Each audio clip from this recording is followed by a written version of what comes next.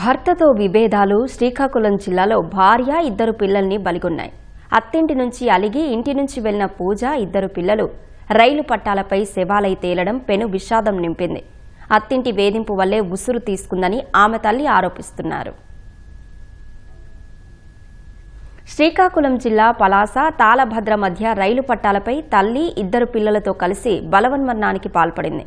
పట్టాలపై చెల్లాచెదురుగా పడిన మృతదేహాలను పలాస ప్రభుత్వాసుపత్రికి తరలించిన ఘటనపై పోలీసులు దర్యాప్తు చేపట్టారు. శ్రీకాకుళం జిల్లా భావనపాడుకు చెందిన పూజకు చెలమయ్యపేటకు చెందిన వెంకట్తో 8 ఏళ్ల క్రితం వివాహమైంది. వారికి 5 ఏళ్ల కుమారుడు కుశాంత్, 3 ఏళ్ల కుమార్తె దీక్షిత ఉన్నారు. కుటుంబమంతా విజయవాడలో ఉండేవారు. వెంకట్ భవన నిర్మాణ సంబంధిత పనులకు వెళ్తుండేవారు. వేసవి సెలవుల్లో పిల్లలతో కలిసి చెలమయ్యపేట వెళ్లారు. కొన్నాళ్లుగా దంపతుల మధ్య గొడవలు జరుగుతున్నాయి. ఈ క్రమంలోనే గురువారం ఉదయం 10 గంటల ప్రాంతంలో పూజ ఇద్దరు పిల్లలను తీసుకుని ఇంటి నుంచి బయటకు వెళ్లింది. సాయంత్రమైనా తిరిగి రాలేదు. చీకటి పడే సమయానికి పిల్లలతో కలిసి పలాస రైల్వే స్టేషన్కు చేరుకున్న పూజిత రాత్రంతా స్టేషన్లోనే ఉంది. ఉదయం రైలు వస్తుండగా పలాస తాళభద్ర మధ్య పట్టాలపై కూర్చుంది. పిల్లలను కూడా గట్టిగా పట్టుకొని కూర్చుంది. అలా రైలు కింద పడి ముగ్గురు ప్రాణాలు కోల్పోయారు. అత్తతో పాటు తోటి కోడలు వేధింపులు తట్టుకోలేకే బలవన్మరణానికి పాల్పడిందని పూజ తల్లి ఆరోపించారు.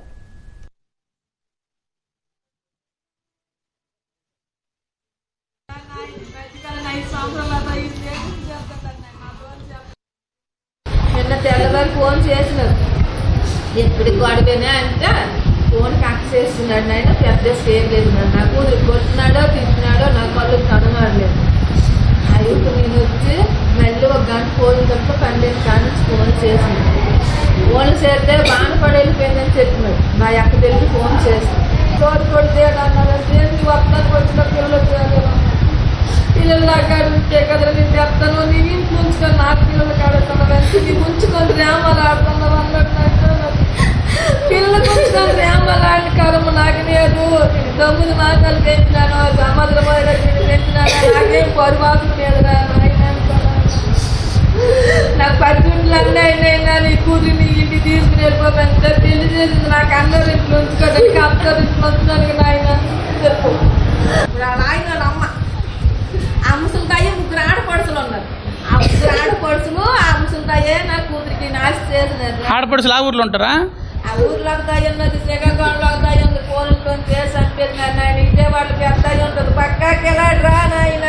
మీ పాప ఏమైనా మీకు ఫోన్ చేసి చెప్పిందా గొడవ ఎట్ అవుతుందని? మా ఫోన్ చదివి సుట్లా లేదని నాకు చెప్పింది. అమ్మ ఆటలు ఉంది కదా అని గొడవ వస్తే చదువుకోవాలా